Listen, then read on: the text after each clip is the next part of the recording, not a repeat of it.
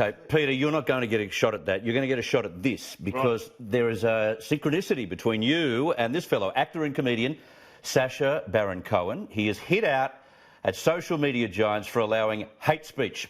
Now, have a look at some of what he had to say.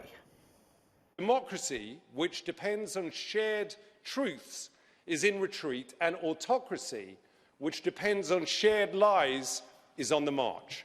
Hate crimes are surging, as are murderous attacks on religious and ethnic minorities. Now, what do all these dangerous trends have in common? I'm just a comedian and an actor, I'm not a scholar, but one thing is pretty clear to me. All this hate and violence is being facilitated by a handful of internet companies that amount to the greatest propaganda machine in history. Peter, I don't usually listen to a thing that this fellow has to say. However, free speech does come with responsibility. It does. And why shouldn't social media giants take the can for what is published on their sites? No, I think they should, and I think we're finally starting to catch up to this notion that the Mark Zuckerberg excuse is you can't condemn the manufacturers of paper for what is written on the paper, but you're publishing, and I think for a long time we've scrambled to catch up to what Twitter and Facebook and the rest of them are. Well, they are massive media organisations, and there is a responsibility. While they can't stop people posting, they've got enough bots and enough humans and enough eyes across this that when they're alerted to the hate speech that occurs or the factual misinformation that occurs, they have to start pulling it down. They have to. They can't wash their hands of it and go, it's not our fault, we just provide you the forum. But how, as a comedian, do you still tell the jokes you used to tell a decade or so ago and get away with it in front of an audience? You've had to, presumably, and every comedian that operates on the stage in the world has had to refine their act, right? I think, no, look, the material I've got, I've always worked a certain end of the street, and I've always believed that if you can defend the idea behind the joke and you're punching in the right direction, then the joke is defensible. And I've done material that goes very close to the line. I don't deliberately go out to necessarily insult but I will push the buttons of those in the room particularly. And I've been known, if I walk out into a room full of to the coal crowd, I'll talk about wind, but if I go out in front of the wind crowd, I'll talk about coal. That's my job. My job is not for you to agree with me. My job is not for me to make you feel comfortable or agree with the popular mood of the room. In actual fact, I'm the guy marching that way when the tribe is walking that way. It's really difficult to watch Borat be serious for a moment. I keep thinking of what he wears and what he says. It's a complete sort of... I'm only seeing the green mankini. That's right, the mankini. That's what I think of.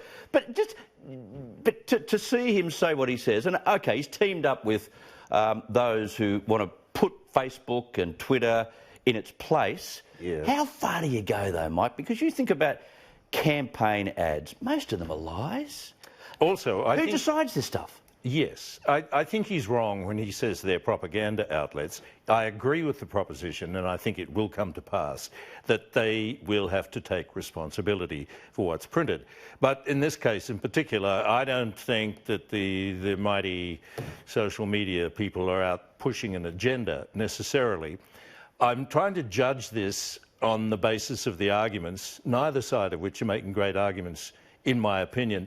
And I got to say, I am not a fan of the Borat thing. If people enjoy Borat, who am I to spoil their innocent fun? Yeah. But I honestly think it's inherently cowardly to do what he does. I reckon if you're going to stick a mic in front of somebody's face and put them on the spot, do it as yourself. The thing about the Facebook algorithm is that it reinforces your belief system. So you don't see a broad, rich range of ideas. They will track what you click on and what you subscribe. So who's they? Not Zuckerberg. No, it's Zuckerberg and it's not just bots. It's human beings who've got eyes across this. They've actually got algorithms that will put to the top of your feed that which you already agree with. So they create an echo chamber. Right. So it's an insidious thing. And while there's...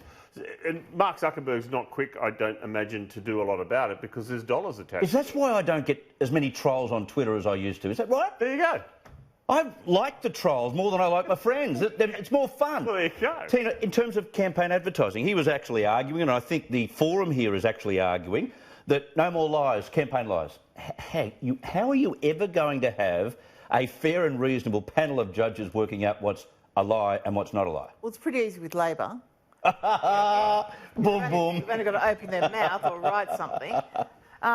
But yeah, what they did, you know, with the Metascare campaign was just... But it's a tough ask to see who's lying, because all political parties will stretch a little bit to get our point across. And we stretch by a long distance, but we have such disregard and disrespect for politicians nowadays. If you don't take it with a grain of salt, there's something wrong with you. I think it depends on the politician. I'd hate to think that across the board they're all disrespected and not thought very hard of. Oh, that's a topic for another day. That's right. Who has apparent candour, as they used to say of Hawke. But I think it's interesting what you say about the trolls, because I've never minded the trolls on Twitter. Some of my trolls have been pretty entertaining.